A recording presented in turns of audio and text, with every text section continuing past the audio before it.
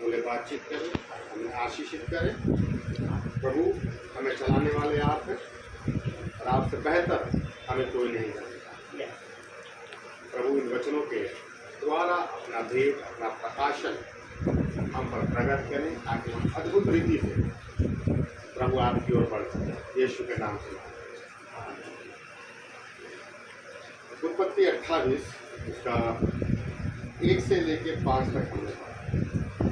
अब सब मेरे तरफ देखिएगा। हाँ, जीवन में आशीषें खास तौर से जब माँ बाप अपने बच्चों के लिए जो आशीषें अपने मुंह से बोलते हैं, वो आशीषें अपने आप में बड़ी फलवंत होती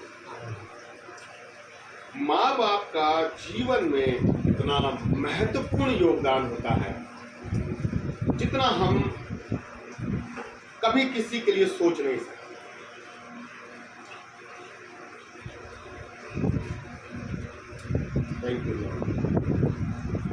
वो आशीषें जो माँ बाप अपने बच्चों के लिए बड़े दिल की गहराई से जब बोलते हैं, वो आशीषें बच्चों के बुजुर्ग अवस्था तक पहुंचते तक, वो आशीषें जो माँ बाप ने अपने बच्चों के लिए दी है ना, वो आशीषें अपने उन बच्चों के जीवन के हर एक क्षेत्र, हर एक परिस्थिति में एक सुरक्षा कवच बनते हैं। बच्चे इस बात को नहीं समझ पाते कि माँ बाप ने कितना संघर्ष किया, कितना उनके लिए प्रार्थना किया, कितना उनके लिए उन्होंने आंसू बहाया और कितना बच्चों की परवरिश के लिए कितना अपने मन को उन्होंने समझाया और किस रीति से बच्चों की परवरिश करने के लिए माँ बाप ने क्या क्या परिश्रम नहीं किया। एक समय आता है कि बच्चे बड़े आसानी से अपने माँ बाप की उन संघर्षों को, उनके आंसू बहाने को तुच्छ जान जाते हैं। लेकिन यदि आज मैं यहाँ खड़ा होके प्रभु के वचन से अगर आपको मैं बता रहा हूँ, तो ये मेरी माँ की एक बड़ी ब्लेसिंग है जो मेरे साथ चलती है। मेरी माँ का एक बहुत बड़ा आत्मिक जीवन, एक आत्मिक प्रार्थनाएं मेरे साथ चलती है। बच्चे को इस बात का एहसास होना चाहिए कि माँ बाप ने जो हमारे लिए प्रार्थना में बोया है ना, उसकी फसल को हम काट रहे हैं। बच्चे ये सोचते हैं कि ठीक है, हम कर रहे हैं। क्या होता है? मैंने अपने माँ बाप को एक समय में बड़ा परेशान किया। कुछ भी बोल देना, कुछ भी कर देना। इंजीनियरिंग के स्टूडेंट रहे तो वैसे गुस्सा नाक में रहता था, तो कहाँ सुन रहे हैं किसी के अपन। लेकिन धीरे धीरे प्रभु ने बहुत तोड़ा मेरे को अभी याद है, जगदीश भैया के यहाँ हम लोग प्रार्थना कर रहे थे। भैया जगदीश भैया ऊपर वाले कमरे में रहते थे, तो कुछ रिलेटिव आ गए, 5-6 लोग आ गए रिलेटिव इनके यहाँ। और मैं बड़ा खुश हुआ कि हम 3-4 लोग बैठ रहे थे और अचानक से 5-6 लोग इनके रिलेटिव थे, 4-5 डिग्री से वो आए, मतलब बैठ गए हम लोग प्रार्थना करने। मैं प्रभु से पूछ रहा हूँ, प्रभु मुझे बताओ कि क्या वचन वो क्या। मैं बहुत खुश था कि 5 लोग आए। 1 घंटे की वर्शिप में मेरे को इतना सा भी खुदा ने नहीं बोला कि तू इसके विषय में बोल। प्रभु इतना समय तो आपने कभी लगाया नहीं मेरे साथ।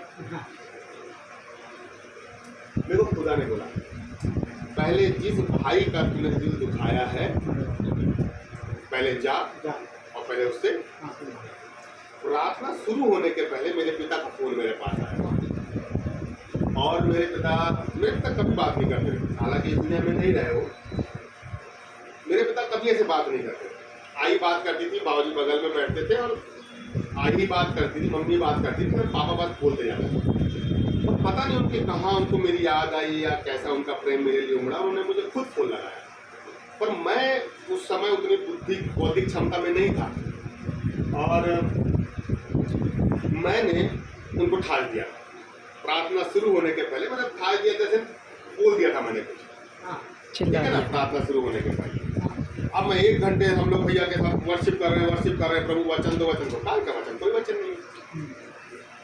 उसके बाद प्रभु ने मेरे को बोला, पहले जा और पहले जाके माफी मांग। मैं बाहर निकला, अपने पिता को फोन लगाया। मैं बोला, बाबूजी मैं माफ़ी चाहता हूँ उनसे। मेरे पिता बोलते हैं कि नहीं बहुत बड़ा हो गया है, उनका गला भरा हुआ था। पर तब का दिन है, मैंने महसूस किया कि जो मैंने अपने पिता का दिल दुखाया, उसके बाद से मैंने अपने माँ बाप का दिल दुखाना बंद कर दिया।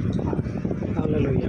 जब खुदा ने मुझसे बात करी, उसके बाद मैंने मेरे माँ बाप ने जो बोला, मैंने आंख बंद करके फिर मैं अपने माँ बाप के पद चिन्हों पर जैसा बोलते थे मैं वैसा करना चालू कर दिया।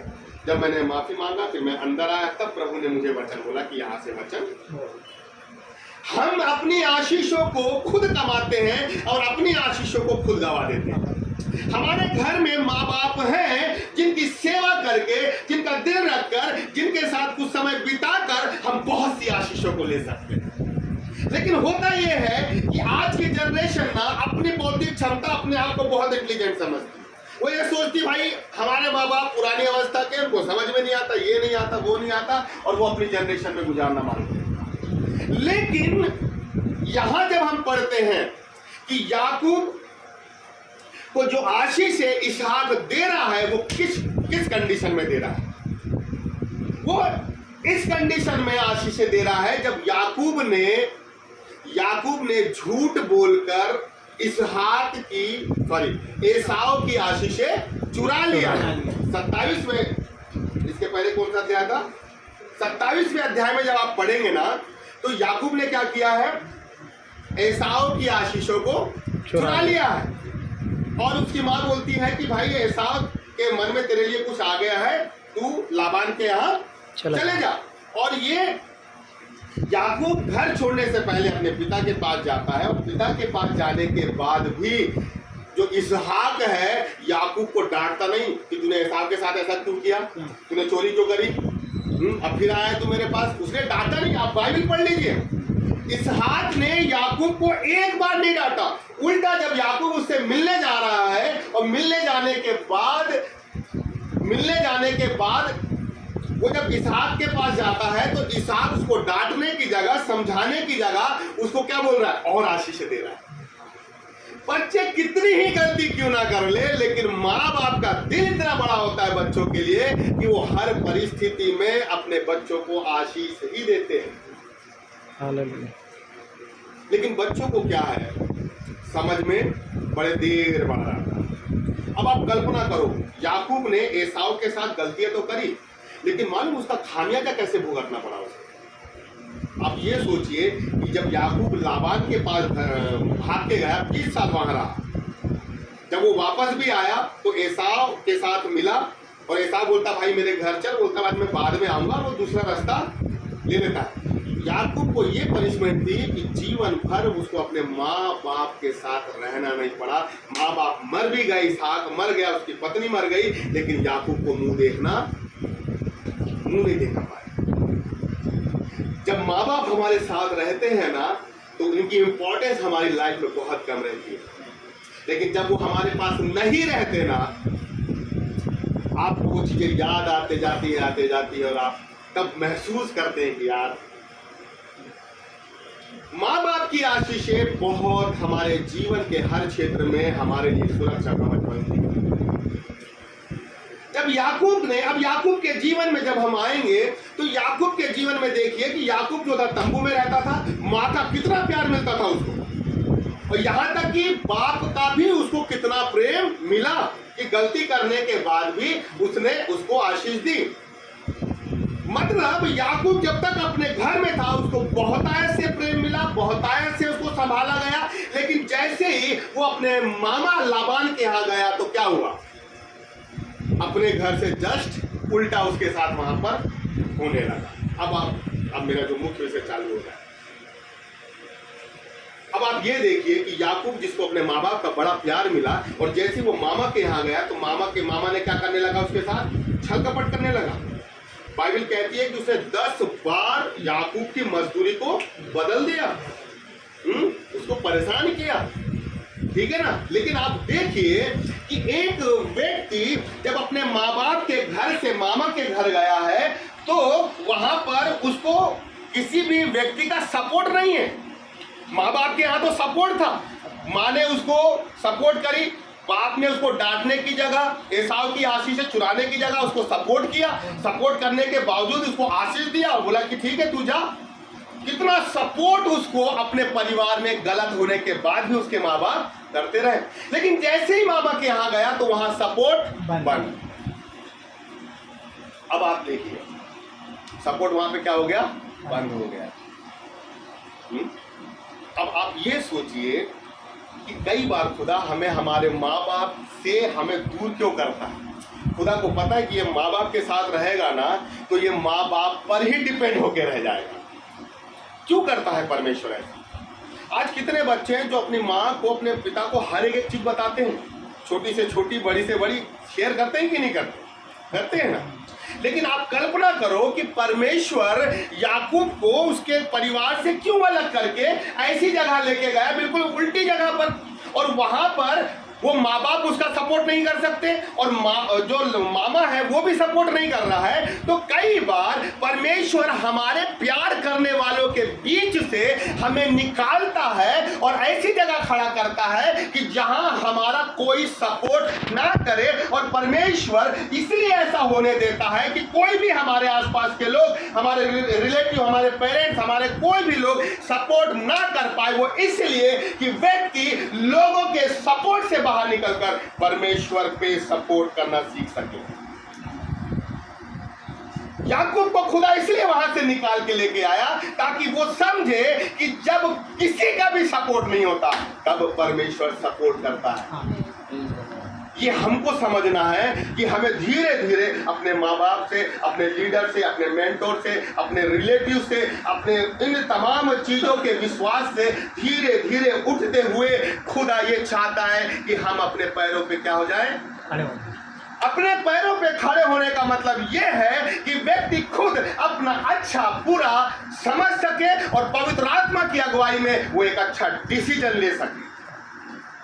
खुदा याकूब को अपने उसके माँ बाप के घर से निकाल के लेके आया ताकि वो समझ सके, वो परमेश्वर को महसूस कर सके, परमेश्वर को एहसास कर सके। ये नहीं कि तकलीफ आई और माँ के पास, तकलीफ आई पिता के पास, तकलीफ आई किसी व्यक्ति के पास, लेकिन खुदा ये चाहता था तकलीफ आए तो मेरे पास।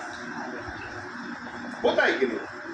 कुछ भी तकलीफ होगी तो हम पहले किसको फोन लगाए? मैं भी किसको फोन लगाऊं? माँ बाप पे लगाता हूं। एक समय था, लेकिन धीरे धीरे खुदा ने सिखाया माँ बाप से भी ऊपर।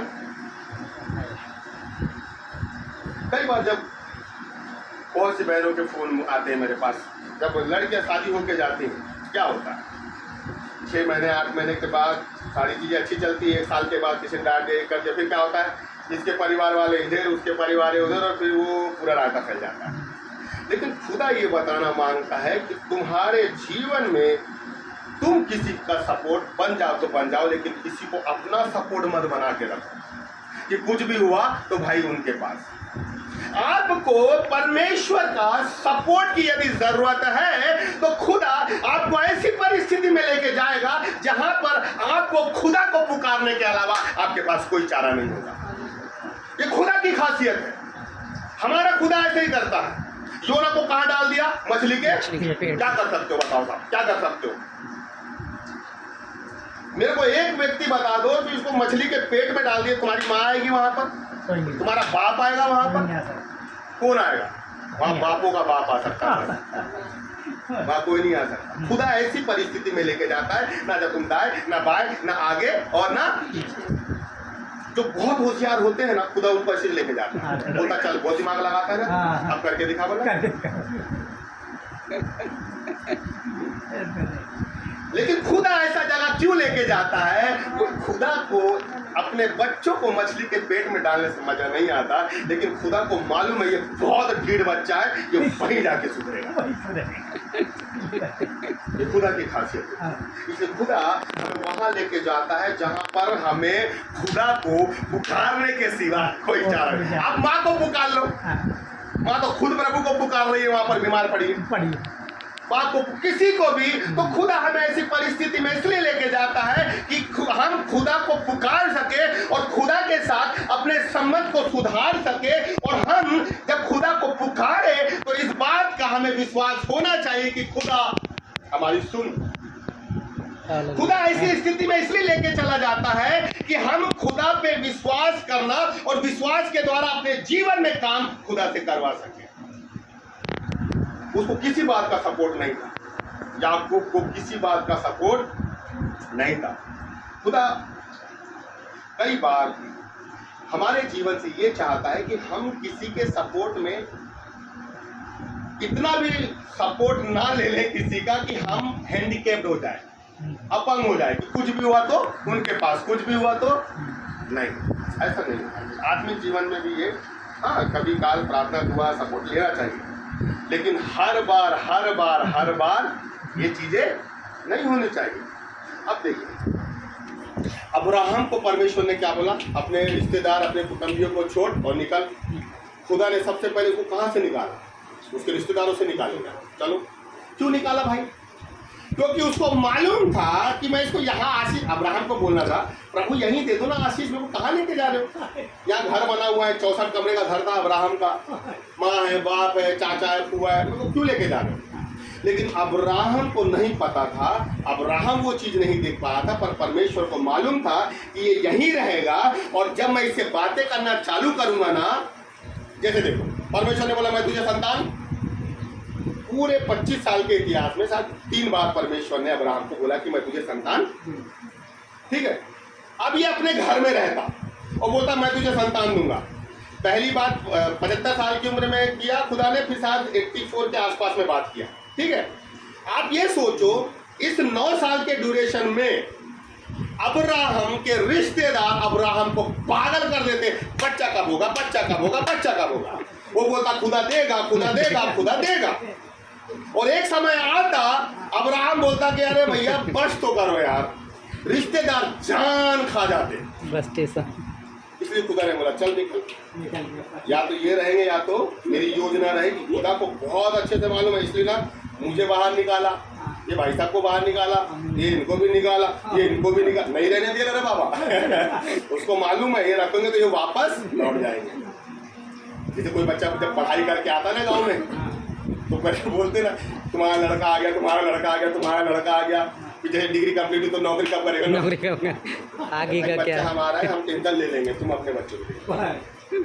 खुदा ने अब्राहम को इसलिए निकाला और हमें भी इसलिए निकाला है कि हमारे पीछे किसी भी व्यक्ति की, किसी भी परिवार की, किसी भी रिश्तेदार की पुरानी आवाज हमारे कानों में ना गूंजे, लेकिन हमारे कानों में खुदा की आवाज गूंजे कि मैंने तुझे बाहर निकाला है और तेरे लिए एक जगह तैयार किया। Hallelujah, thank you. हम लोग साधारण लोग नहीं है, लेकिन खुदा ने हमें इसलिए अपने लोगों से अलग किया है कि खुदा ये नहीं चाहता कि हम अपने रिश्तेदारों के जीवन भर सपोर्ट में चले, लेकिन खुदा चाहता है मैं तेरे सपोर्ट बन के करूंगा।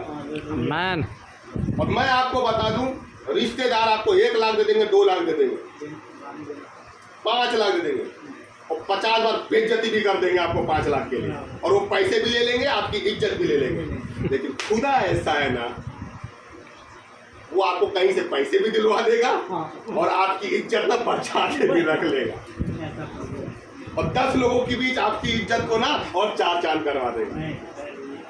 इसलिए हमें जीवन में अपनी आंखें अपने रिश्तेदारों की तरफ नहीं लगाना है कि ये हमारे लिए एक सपोर्ट का कारण बने। खुदा की तरफ लगाओ।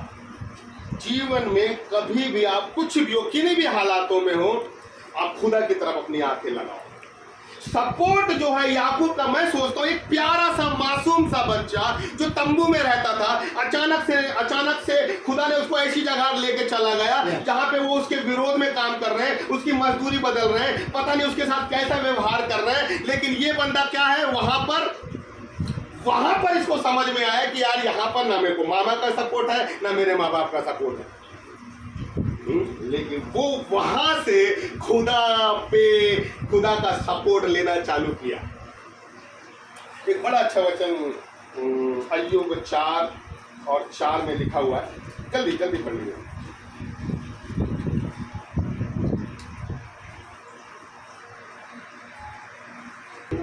तूने अपनी बात से संभाल लिया और लड़खड़ाते हुए लोगों को तूने बलवंत किया। क्या बाइबल क्या कह रही है?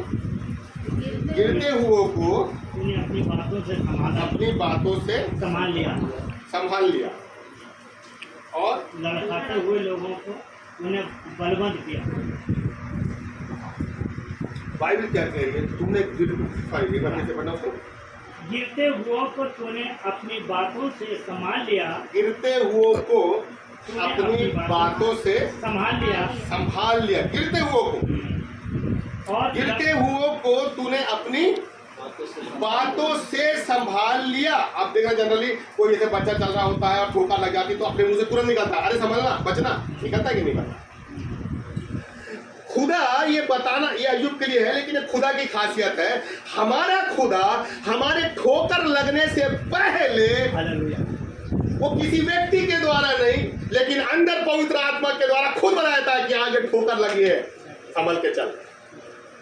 जीवन में आपको ये याद रखना है कि जब आप एक आत्मिक रूहानी सफर में है ना, कई ऐसे लोग हमारे लिए अड़चन पैदा करेंगे, कई लोग गड्ढा खोद के रखेंगे, कई लोग कांटे बिछा के रखेंगे। लेकिन मैं आपको विश्वास दिलाता हूं, यदि आपने का दिमाग, आपकी आंखें किसी व्यक्ति के तरफ नहीं है और आपने हमेशा अपने सपोर्ट के लिए खुदा को रखा हुआ है ना, वो पवित्र आत्मा आपको हर परिस्थिति में लेके तो जाएगा, लेकिन आपको ना हर परिस्थिति में फंसने नहीं देगा। लेकिन जब हमारे अंदर वो कॉन्फिडेंस तो आए, जैसा अय्यूब के अंदर था कि मैंने गलत नहीं किया है। अय्यूब लास्ट तक बोलता रहा, उसके तीनों दोस्त उसके विरोध में बात करने लगे, लेकिन अय्यूब बोला नहीं नहीं, ऐसा नहीं है, नहीं है। क्या हम इतने कॉन्फिडेंस हैं? हम क्या कॉन्फिडेंट हैं? हमारा खुदा के साथ वो संबंध है? क्या हमने खुदा को अपना सपोर्ट बना के रखा है? हम लोग समय आने पे किसी व्यक्ति की तरफ देखने लग जाते हैं, कभी रिश्तेदार की तरफ, कभी परमेश्वर की तरफ। नहीं, ऐसा नहीं होना चाहिए। और मालूम क्या होता है, जब व्यक्ति की मजबूरी बन जाती है ना परमेश्वर की तरफ देखना, तो व्यक्ति क्या होता है, तब परमेश्वर की तरफ जाता है। लेकिन हमारे जीवन का जो आधार है वो खुदा है, तो हमें हमेशा खुदा पे डिपेंड होना सीखना आना चाहिए। भैया फिर आगे पढ़िए, क्या लिखा है? और लड़खाते हुए लोगों को तूने बलवंत किया। लड़खड़ाते लोगों को तूने बलवंत किया। लड़खड़ाता कौन है? जो कमजोर होता है ना? लड़खड़ाता कौन है? जो कमजोर होता है। खुदा की एक खासियत है कि जो हम आत्मिक रीति से लड़खड़ा रहे हैं, सही रीति से चल नहीं पा रहे हैं, किस समस्या में हमें कैसा दिमाग रखना चाहिए, कैसी समस्या में हमें कैसा सामना करना चाहिए, यदि पवित्र आत्मा की वो गाइडेंस नहीं है, लेकिन फिर भी खुदा इतना महान है ना कि जब हम सारी गतिविधियां करने के बाद, सारे लोगों के बाद अपनी समस्या बताने के बाद खुदा के पास जाते हैं ना, तो खुदा बोलता है हाँ ये कमजोर व्यक्ति है, लेकिन फिर भी खुदा उसको मजबूत कर लेता है। ये खुदा, आप कल्पना करें कि यार ये व्यक्ति, ये परमेश्वर की क्या महानता है, और हम कैसे नालायक बच्चे हैं जो पूरी दुनिया घूम लेते हैं, और पूरी दुनिया घूमने के बाद जब हमारा काम नहीं होता तब हम खुदा के पास जाते हैं। जब जाना उसी के पास है तो पहले क्यों नहीं जाते? हमारे जीवन में एक आत्मिक बोझ होना बहुत जरूरी है। परमेश्वर ने अब्राहम को निकाला, इसहाक को निकाला, याकूब को निकाला। आप उसकी पीढ़ी को देखते जाएंगे ना, खुदा ने जो वाचा के लोग थे ना, कभी अपने घर में नहीं रहने दिया परमेश्वर ने, क्योंकि उसको मालूम था कि एक विश्वासी परिवार जब अपने एक विश्वासी व्यक्ति जब अविश्वासी परिवार में रहता है ना, वो ज्यादा समय तक खुदा से बना नहीं रह सकता, वो फलवंत नहीं होता। वो अपने आप को बना के रखेगा लेकिन फलवंत नहीं हो सकता। खुदा जब किसी व्यक्ति के अंदर, जैसे जगदीश भाई जो है एक बीज के समान, समझना बात, हम लोग क्या है, एक बीज के समान है। हम लोग क्या देखते हैं, हम लोग ये देखते हैं यार एक बीज है, ये जमीन में जाएगा, मरेगा, गड़ेगा, तभी ये अंकुरित होगा और एक बड़ा पेड़ बनेगा। लेकिन खुदा की ये महिमा है, हम बीज देखते हैं और खुदा उसी बीज में एक बड़ा बलवंत फलवंत पेड़ देखता है, और खुदा देख लेता है कि यार इसके अंदर एक बहुत बड़ा पेड़ है, बहुत फलों से लदा पेड़ है, लेकिन ये इस जमीन में फलवंत नहीं हो सकता, तो खुदा उसको वहां से निकालकर ऐसी जगह लेके जाता है जहां पे वो फलवंत हो सके। इसलिए खुदा हमें वहां लेके जा रहा है जहां हम और फलवंत हो। अगर इस घर का कोई व्यक्ति किसी घर में जा रहा है तो खुदा चाहता है कि ये यहाँ तो फलवंत थे लेकिन वहां और ज्यादा फलवंत हो। और तुम्हारे फलवंत ऐसी होना चाहिए कि वो लोग भी फलवंत हो। आप अकेले फलवंत नहीं होना, आपके साथ 10 लोग भी फलवंत होना चाहिए। आनंद की बात तो ये है कि आप अकेले फलवंत ना हो, आपके साथ जितनी डालियां जुड़ती जाए वो डालियां भी फलवंत होती जाए। हमें अपने आप को, अपनी जड़ को खुदा से जोड़ना है और अपने साथ लोगों को,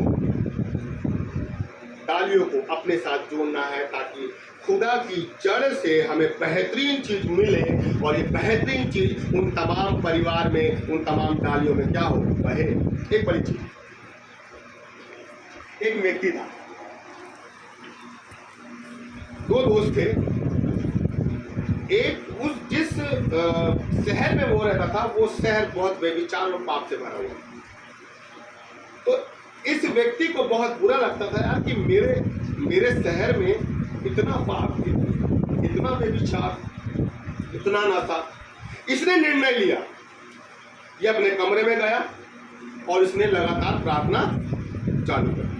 7 साल के बाद खुदा ने उस पूरे नगर के व्यभिचार को, नशे को और दुनिया की जितने भी पाप गंदगी होती थी, खुदा ने 7 साल की प्रार्थना के बाद पूरे नगर को नगर किया। तो इसका दोस्त आया, दोस्त बोलता है भाई तूने किया क्या? 7 साल से तो गायब था। बोला मैं प्रार्थना में था।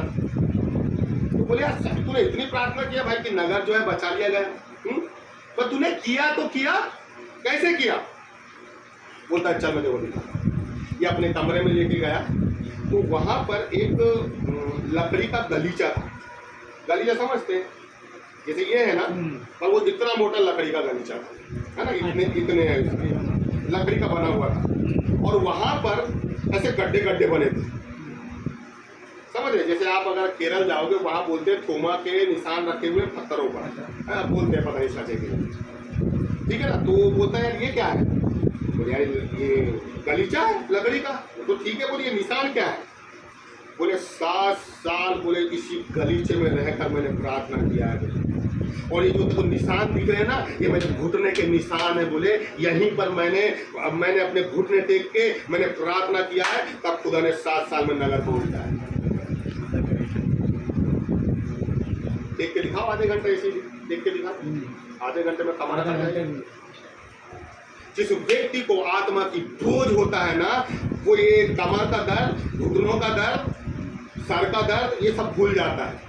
वो फिर लग जाता है कि नहीं खुदा मेरा गांव बचाना चाहिए, मेरा नगर बचना चाहिए, मेरे लोग बचना चाहिए, मेरा परिवार बचना चाहिए। और व्यक्ति जब इस भावना में आ जाता है, वो दूसरों के दर्द को अपना दर्द समझने लग जाता है, तब जाके वो परमेश्वर से जुड़ता है। और जब परमेश्वर से जुड़ता है ना उस कंडीशन में, तो खुदा उसके द्वारा वो काम कर देता है जो इतिहास नहीं कर पाया। अगर आपके जीवन में बोझ है कि मेरा परिवार बचना चाहिए, मेरे जीवन में काम होना चाहिए, मेरी प्रार्थनाएं लोगों को छूनी चाहिए और उनके जीवन में पवित्र आत्मा की हलचल होनी चाहिए, जिनका जो काम रुका है मेरे द्वारा वो काम होना चाहिए, देखो घुटने। लेकिन आजकल क्या है, हम लोग ना थोड़े से स्टैंडर्ड वाले जीवन में आ गए। गद्दा होना फोन का, फिर उसमें देखेंगे, फिर एक कमर ऐसी बैठेंगे, फिर एक कमर ऐसी बैठेंगे, फिर पालकी मारेंगे, फिर ऐसा करेंगे, फिर ऐसा करेंगे। कोई दिक्कत नहीं है, ये हम प्रैक्टिस में करना चाहिए, लेकिन जीवन भर उसी प्रैक्टिस में नहीं होना चाहिए ना। मैंने खुदा से एक समय बोला, प्रभु मैं जिसके घर में भी जाऊँ, तो मेरी प्रार्थना के एक जमाने में जब मैं प्रभु को ले गया, प्रभु काम होना चाहिए तब मैं जाऊँ, नहीं तो मेरे को मत ले। यदि हम सेवा में हैं तो वो स्वर्गीय विचार हमारे दिमाग में आना चाहिए। खुदा बोलता है याकूब तेरे को यहाँ बहुत अपने माँ बाप का सपोर्ट मिला है, तेरे को तेरी माँ ने तेरे को गलत काम में भेजा, तू गया, तेरी माँ ने तब भी तेरा सपोर्ट करी, तेरा बाप ने तेरे गलती करने के बाद भी तुझे डांटा नहीं, चिल्लाया नहीं, तेरा उल्टा सपोर्ट किया, तुझे आशीष दिया। लेकिन अब मैं तुझे ऐसी जगह लेके जाऊंगा ना जहाँ तो किसी का सपोर्ट नहीं मिलेगा और तू तेरी मजबूरी बन जाएगी कि तू मुझे अपना सपोर्टर बना ले। इसलिए जीवन में अब याद रखें कि हमें अब किसी के सपोर्ट की जरूरत नहीं है।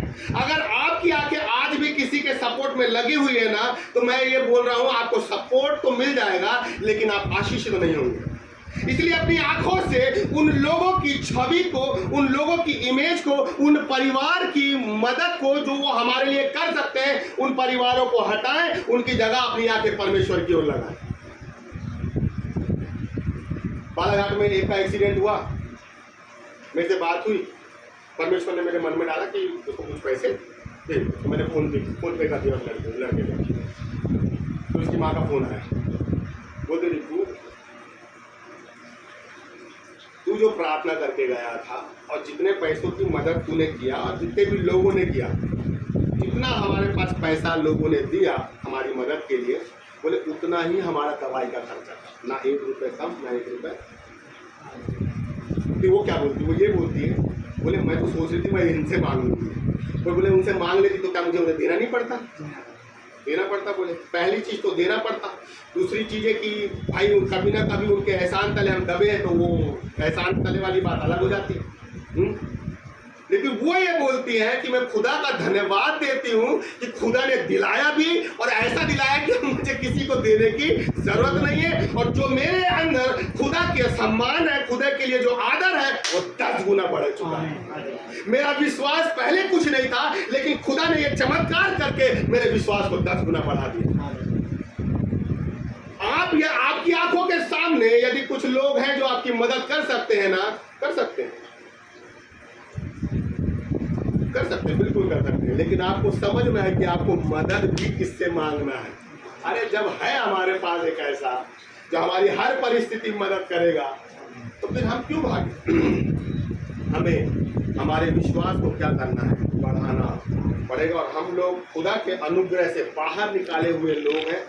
खुदा ने हमें ऐसी परिस्थिति में रखा हुआ है, हम पूरे पर लोगों को, कि ना हम दाएं जा सकते, ना बाएं जा सकते, ना आगे ना पीछे। अभी भी हम ना मछली के पेट में, आपको मैं बता रहा हूँ। लेकिन योना की खासियत ये थी कि वो उस मछली के पेट में रहने के बाद भी ना, एक समय उसको ये समझ आ गया कि अब यदि मैं खुदा को नहीं चिल्लाऊंगा ना, तो मैं यही फंसा रहूंगा और जीवन भर यही में मछली मेरे को पेट में लेके घूमते रहेगी, मैं इन्हीं के बीच में रह जाऊंगा। उसको 3 दिन में समझ में आ गया, और जब समझ में आया तो उसने खुदा को पुकारा।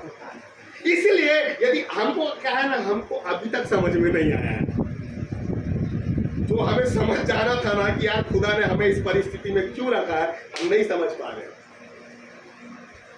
लेकिन जब हम समझ में आ जाए कि हमारे परिवार की स्थितियां क्यों ऐसी बिगड़ रही है, हमारे परिवार में गड़बड़ी क्यों चल रही है, अशांति क्यों फैली है, ये सब ऐसी चीजें क्यों चल रही है, हमें समझ में आ जाना चाहिए कि खुदा इस परिस्थिति में इसलिए रखा है ताकि अब हमें खुदा को पुकारने के अलावा हमारे पास कोई चारा नहीं बच जाता। और खुदा की ये बड़ी महिमा है कि खुदा ये चाह रहा है कि तुम पुकारो।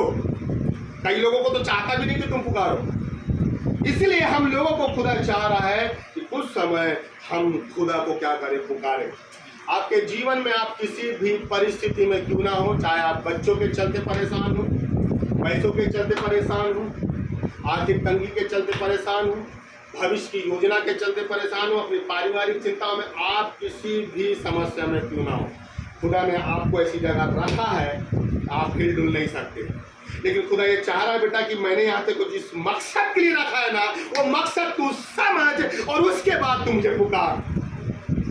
देखो पता ही नहीं चलेगा कि तू मछली के पेट से जमीन में कैसे आ जाएगा, तुझे पता ही नहीं चलेगा कि तू कैसे समस्या के गर्भ में था और कैसे तू आशीषों के जीवन में आ जाएगा। देखो पता ही नहीं चलेगा कि जहां पर तुझे ऑक्सीजन नहीं मिल रही थी, सांस लेने में दिक्कत हो रही थी, कैसे मैं तुझे वो ऑक्सीजन देने लग जाऊंगा। अगर परमेश्वर ने, मैं सोचता हूं 3 दिन में आप सोचिए उसको ऑक्सीजन नहीं कम आता, उतना गहरा समुद्र, समुद्र के अंदर मछली, मछली के अंदर योना, ऑक्सीजन कैसे मिल रही है प्रभु जाने, है ना। तो जो 3 दिन बंदा वो जिंदा है, बिना ऑक्सीजन के जिंदा है भाई। अब वो खुदा जाने की कैसे ऑक्सीजन दे रहा हो।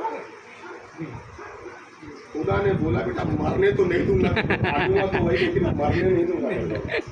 बहुत खतरनाक परमेश्वर हूँ, मरने तो दूंगा नहीं, लेकिन जब तक तू चिल्लाएगा नहीं, पुकारेगा भी नहीं, तो तेरे को छोड़ूंगा भी नहीं। लेकिन जब पुकारा खुदा ने तो उसको खुदा ने यदि चाहा है ना कि बेटा इस परिस्थिति में रहोगे भी और मैं तुम्हें मरने भी नहीं दूंगा, मैं तुम्हें छोड़ूंगा भी नहीं, मैं तुम्हें मरने भी नहीं दूंगा। क्या करोगे साहब ऐसी परिस्थिति में? एक तरफ कुआं एक तरफ खाई। उस समय अपने घुटनों को आप मजबूत करें, खुदा के सामने उस व्यक्ति के समान टेके, खुदा के साथ ये बोले कि खुदा मैं अभी भी बदलने को तैयार हूँ, खुदा मैं अभी बिना तुझे पुकारने के लिए तैयार हूँ, खुदा मैं आज भी जिन चीजों को मैं समझ नहीं पाया कि तूने मुझे इस परिस्थिति में क्यों रखा है, लेकिन आज तूने मुझे उसका उत्तर दिया है कि इस समस्या के मैं अपनी आंखें अपने बच्चों की तरफ नहीं, अपने माँ बाप की तरफ नहीं, अपने रिश्तेदारों की तरफ नहीं और धन की तरफ नहीं, लेकिन अभी भी मैं अपनी आंखें खुदा तेरी ओर लगा के रखूंगा। खुदा चाहता है कि हमारी आंखें किसी के तरफ नहीं जानी चाहिए, खुदा के तरफ जानी चाहिए। जितना अच्छा सपोर्ट हमारा खुदा करेगा ना, उससे अच्छा कोई कुछ नहीं कर सकता।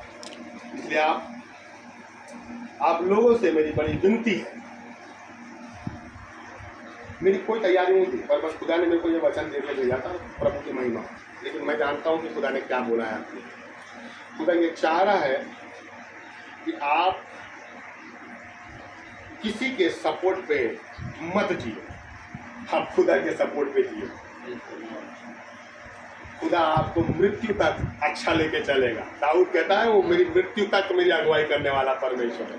खुदा नहीं छोड़ता साहब, माँ बाप छोड़ देंगे, बच्चे छोड़ देंगे, शरीर भी छोड़ देगा, लेकिन खुदा नहीं छोड़ता।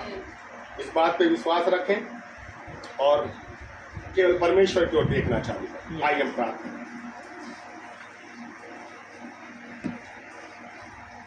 सामर्थ्य परमेश्वर, हम धन्यवाद धन्यवाद धन्यवाद देते हैं।